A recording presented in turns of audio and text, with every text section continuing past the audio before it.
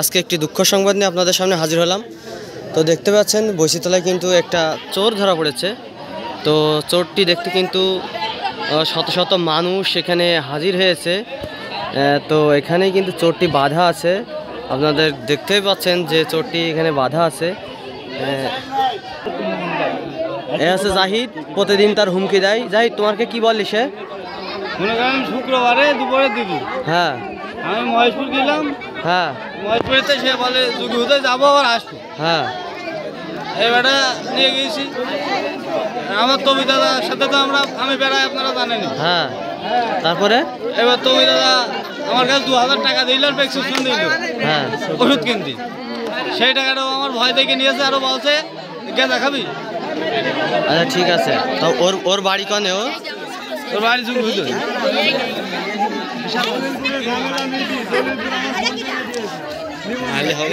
এই হচ্ছে চোর। বৈশিতলার বিভিন্ন ধরনের কল চুরি, সাইকেল চুরি, বৈশিতলার যে ধরনের কল চুরি, সাইকেল চুরি, বিভিন্ন ধরনের এটি করে। হ্যাঁ, আবার বিভিন্ন ধরনের নেশাদ্রব্য করে।